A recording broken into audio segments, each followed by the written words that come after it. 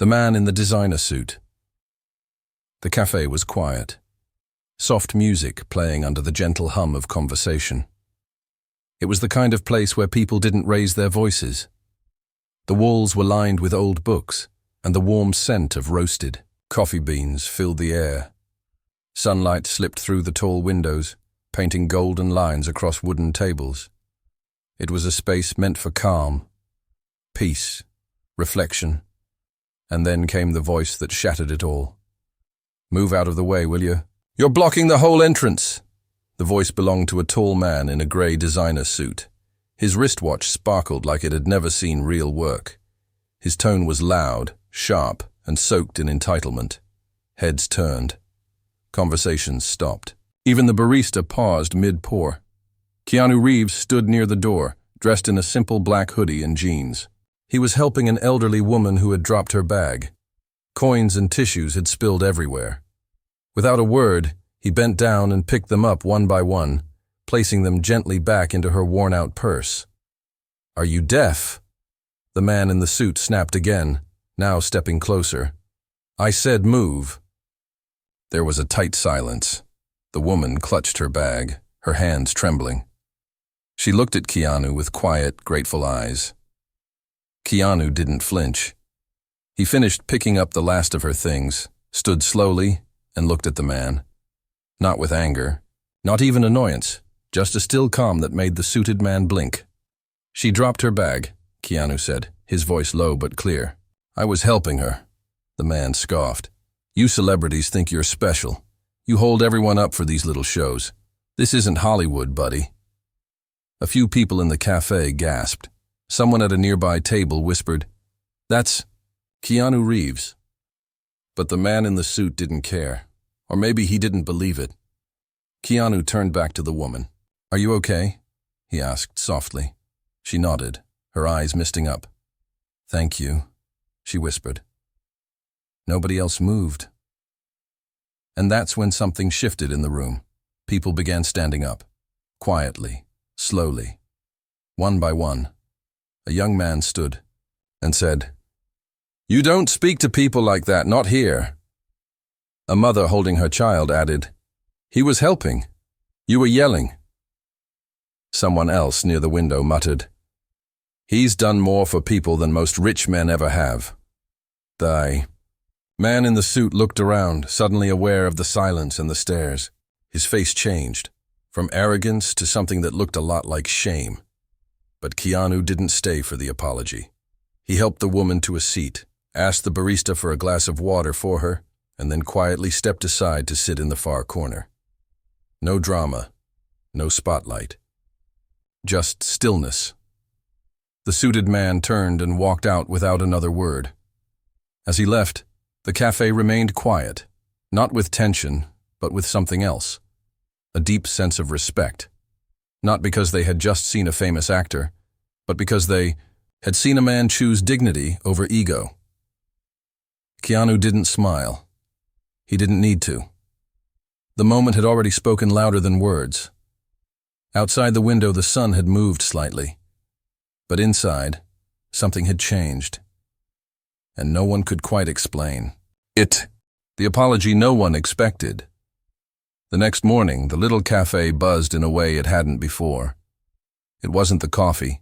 It wasn't the pastries. It was something else. An energy in the air. Whispers traveled from table to table, and heads turned every time the front door opened. People were still talking about what had happened the day before. Some had taken photos. Others had recorded bits of it. But no one posted anything online. Not out of fear, but out of respect. Something about the moment felt too pure to ruin with clicks and comments. Keanu Reeves hadn't asked for attention. In fact, after the incident, he had paid for the woman's drink, left a generous tip, and disappeared quietly, like a shadow. But the memory of his calm voice and steady hands stayed behind, like a soft echo. That morning, around 10:30, the glass door opened again, and it was him. The man in the suit. He wasn't wearing the same clothes. Today he had no tie.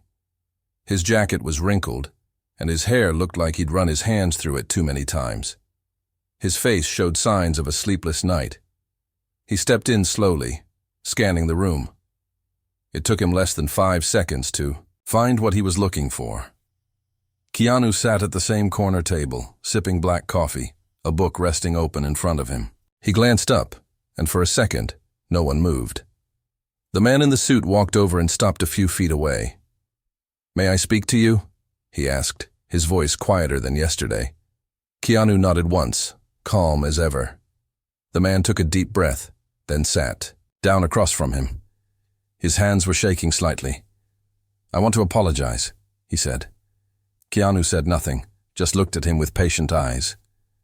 "I don't know what came over me," the man continued. "I had a bad morning. Traffic, pressure. And when I walked in and saw you there, helping that woman, I don't know, I felt angry. Not at you. At myself, maybe." He swallowed hard. "But you didn't yell back.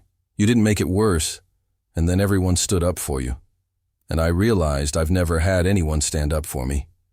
Because I never gave them a reason to." Keanu set his coffee down.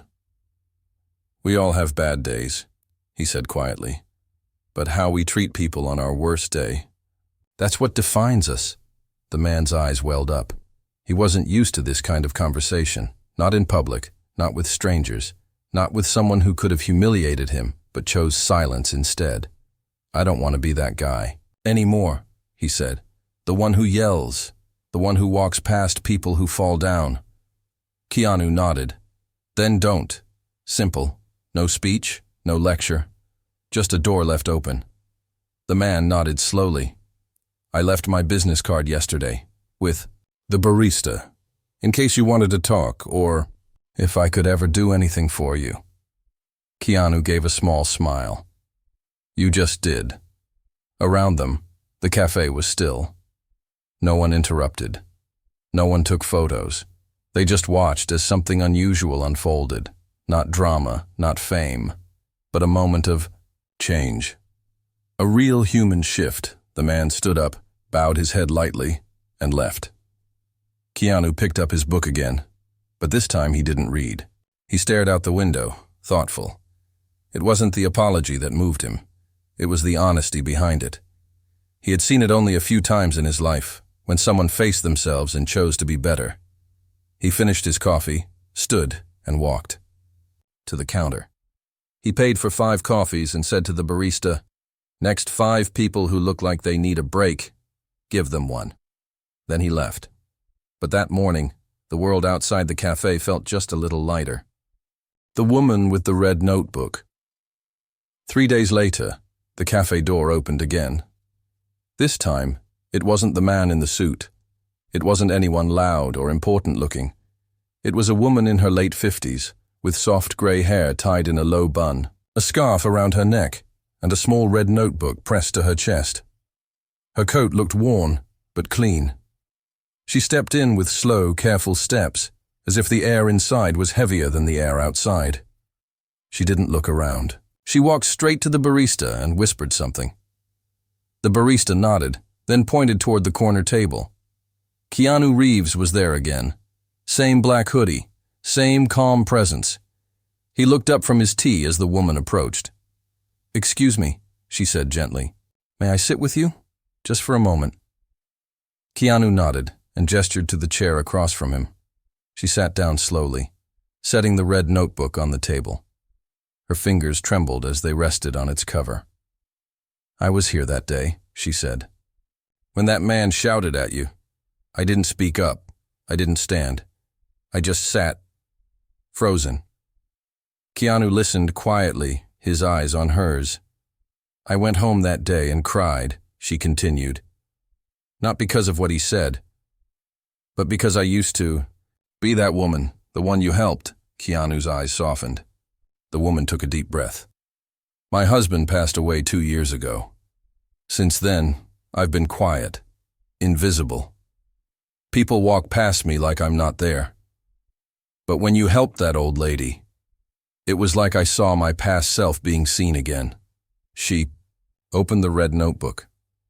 "I used to write," she said, "before life got hard, before I forgot who I was. But that day, after seeing you. I picked up my pen again. She turned the notebook around and pushed it gently toward him. May I read something? She asked. Keanu nodded. She flipped to a page near the middle and began to read aloud. Her voice was quiet but steady. A man with silent shoes walked into a room loud with shame. He bent for broken things and rose not with gold, but with grace. The cafe was quiet again. Not the usual kind of quiet. This silence had weight, like everyone was holding their breath. When she finished reading, she wiped her eyes with the corner of her scarf. I don't know why I wrote that, she said, but I needed you to hear it, because you reminded me of something I lost. Kindness and courage. Keanu leaned forward, his voice soft. You didn't lose it. It was just waiting for you to remember. The woman's lips trembled, and for the first time in a long while she smiled. Thank you, she whispered. Before she left, she tore the poem out of the notebook and handed it to him. Keep it, she said. You helped write it, even if you didn't know. Keanu took it with both hands, holding it like it mattered. After she left, the barista brought over a coffee on the house. For the man with silent shoes, he said with a grin. Keanu chuckled quietly. What none of them knew was that a teenager in the corner had recorded just the voice of the woman reading. No video, just the sound. And that night, she posted it. With no names, no faces, only a caption. A stranger helped someone today, and somehow it helped me too. By morning, the audio had been shared more than 1 million times. The boy who waited in silence. It was raining the next day. Not heavy rain, just the kind that made the streets shine and the air smell like earth. Puddles formed quietly, and umbrellas bloomed like flowers over heads rushing past. But inside, the cafe? It was warm, dry, and calm, just like always. Keanu Reeves sat at his usual table, sipping chamomile tea instead of coffee this time. He had the poem tucked in his wallet now, next to a photo of his late friend. He hadn't spoken to anyone yet that day, and he didn't need to. Sometimes silence held more meaning than words ever could. But someone had been waiting. A boy, maybe 12, sat near the back, half hidden behind a stack of magazines and a large plant. He had been sitting there for over an hour, a plastic bag on his lap and damp shoes tapping softly on the floor. He kept glancing toward Keanu, then looking away again. Nervous, unsure. Finally, Keanu looked up and met the boy's eyes and smiled. That smile was all the boy needed. He stood up slowly and walked over, still clutching the plastic bag. Hi, the boy said, his voice small. Are you really him? Keanu tilted his head slightly. I'm just Keanu, he said with a kind voice. What's your name? Samir, the boy said. I came here to find you. My mom said not to, but I had to. Keanu's expression turned curious, not alarmed. He gently motioned for the boy to sit. Samir slid into the chair and placed the plastic bag on the table between them. Inside it was a drawing. Crayon and pencil on a folded piece of paper. Keanu waited quietly. My dad left last year, Samir said. He used to tell me stories. He said some people in the world are like living legends. Not because of powers or money, but because they don't walk past people who are hurting. He said you were one of them. Keanu blinked, surprised. He said when he was young, you gave up your seat on a subway to a man who couldn't stand. He told me how you helped a fan carry her groceries. How you fixed your bike by yourself like normal people. I thought maybe he made it all up. Keanu leaned back, listening, letting the boy speak. But last week, I saw you in that video, the one where the lady read her poem. My dad's voice came back in my head. Samir opened the plastic bag and handed Keanu the drawing. It was a picture of a tall man in a hoodie, kneeling to help an old lady, with a child in the background watching. Written at the bottom, in messy block letters, "Thank you for not walking Past us. Keanu looked at it for a long moment. He didn't speak. Not right away. Did your dad draw with you? He finally asked. Samir nodded, wiping his nose on his sleeve. We used to draw together. I haven't done it in a long time. Until now. Keanu folded the paper gently and placed it inside the same pocket where the poem now lived. Your dad sounds like a good man, he said. Samir nodded. He was. He just couldn't stay. Keanu placed a hand over the drawing. Thank you for sharing this with me. Can I ask something? Samir said, looking unsure. Keanu nodded. Why didn't you yell back that day, when the man shouted at you? Keanu looked out the window for a moment. Rain slid down the glass like tears that didn't want to fall too hard. Because yelling doesn't change people, he said, but silence sometimes makes them listen. Samir sat still, taking that in. Just then, the barista came over with a small hot chocolate and a muffin. On the house, he said, smiling at the boy. For bravery. Samir grinned, and for the first time that day, his shoulders relaxed. Keanu stood up after a while, ready to leave. But before he did, he leaned down and said, You don't need to be a legend, Samir. Just someone who doesn't walk past people. That's enough. He ruffled the boy's hair gently, then walked out into the rain without an umbrella. Inside, Samir stared at the drawing he no longer had. But his heart felt full. He would draw again. He knew that now. The ripple no one could stop. 2 weeks had passed since the morning a rich man yelled at Keanu Reeves. The cafe hadn't changed in furniture or menu, but something was different. The air felt lighter, like it had been cleared of noise most. People didn't know was there. Regulars came in more often. Strangers stayed longer. And behind the counter, the baristas noticed something new. People were kinder to each other. One woman paid for the drink of the person behind her. A young man offered his seat to an exhausted nurse. An elderly man gave a smile that turned into a short poem, scribbled on a napkin and left on the tip jar. Some lights don't burn, they warm. But all of this began with a moment. And that moment had rippled far beyond what anyone expected. What? Keanu didn't know, what he couldn't have known, was that the boy, Samir, had returned home and told his story at school. Not just to friends, but in front of the entire class, because his teacher had asked what inspired him to start drawing. Again, his voice trembled as he spoke, but he told them everything. About the cafe. About the yelling. About the silence. And about the man who didn't shout back. His classmates listened. And something inside them changed, too. The next week, the school launched something called Quiet Heroes Week. Students were asked to look for small acts of kindness. Not the big ones that make headlines, just the quiet ones. Helping hands, shared lunches, a kind word. A held door. Each student wrote one act they witnessed on a paper leaf, and soon the walls of the school bloomed into a forest of kindness. One of the teachers posted a photo online with no explanation, just a hashtag. Quiet the Rose, and that post went viral. Soon, schools in other cities started joining. Teachers in other countries translated the idea. Hospitals used the concept for nurses. Shelters used it to talk about volunteers. The world, which had grown loud with complaints, suddenly had room for quiet stories. Back in the cafe, Keanu returned one rainy morning and was met with a surprise. Waiting at his corner table was a box. Not a gift-wrapped one, just a simple cardboard box, taped shut but carefully marked. On the front was a note. We don't know if you'll ever open this, but if you do, know that these are pieces of the ripple you started, from people you've never met. But who felt what you made possible? Keanu opened the box. Inside were printed letters, small drawings, paper leaves.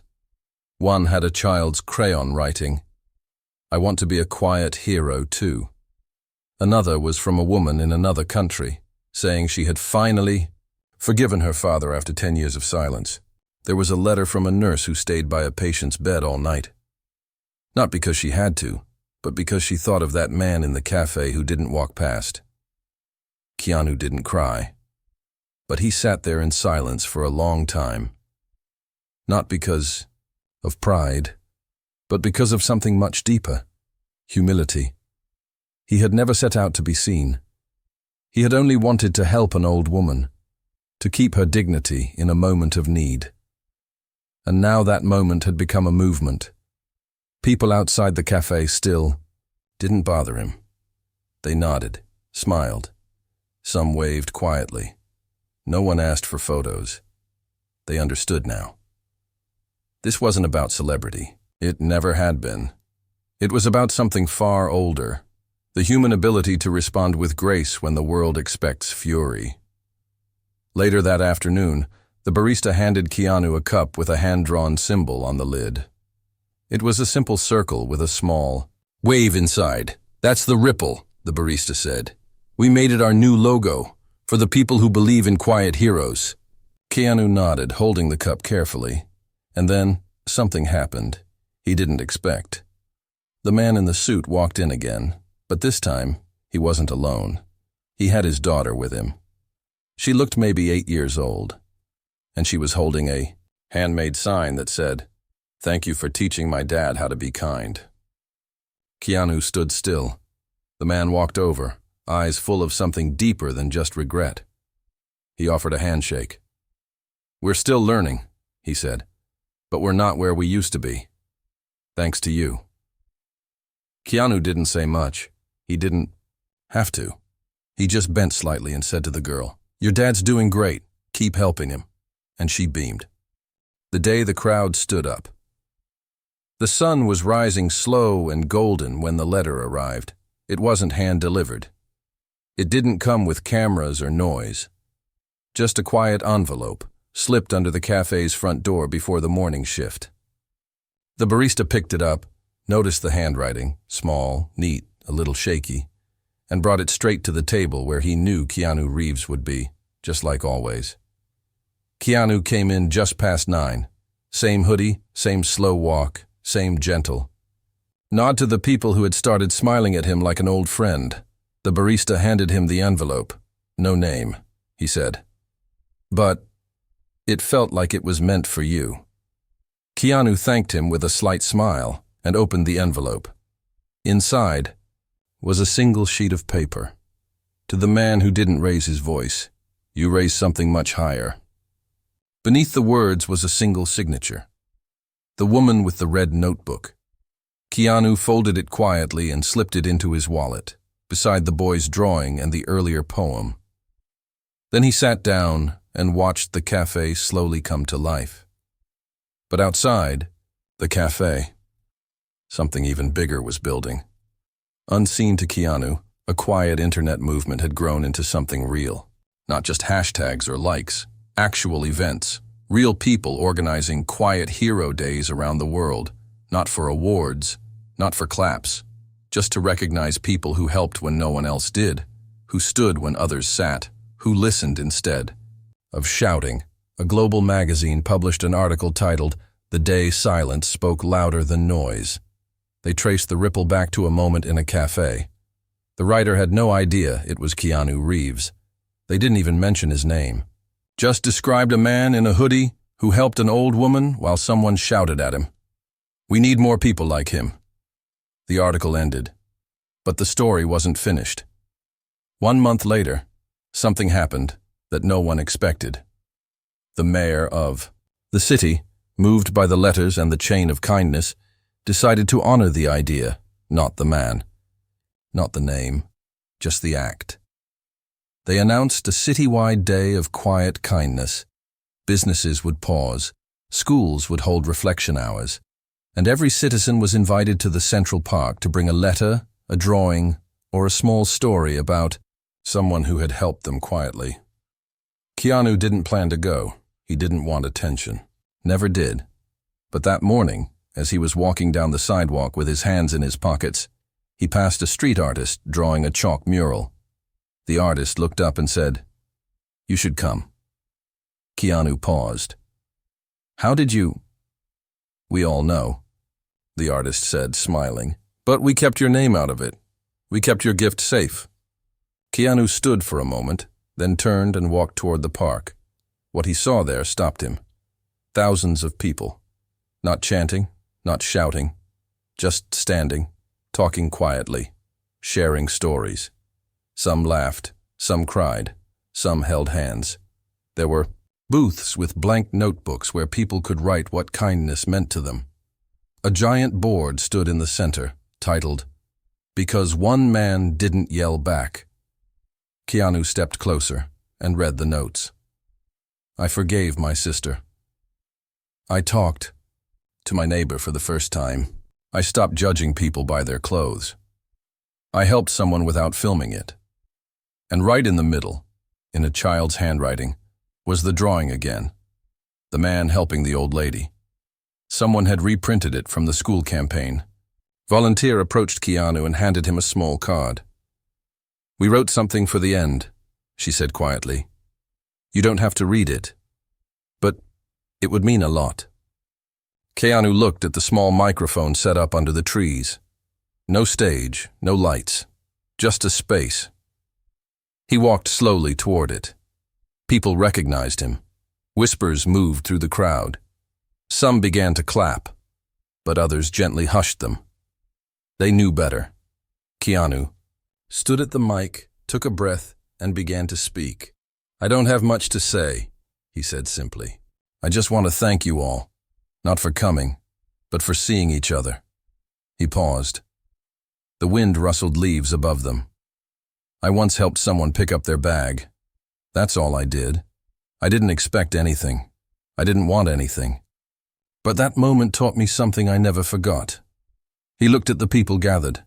We are not remembered for what we shout. We are remembered for what we lift. A hush swept through the park. People stood still, some with tears in their eyes. Keanu stepped down, nodded, and walked away. But something followed him. Not cameras, not fans, respect. He walked back to the cafe that had become his quiet home, and behind him, a whole city stood. Tall, not because of one man's fame, but because of one man's choice. To be kind when he didn't have to be.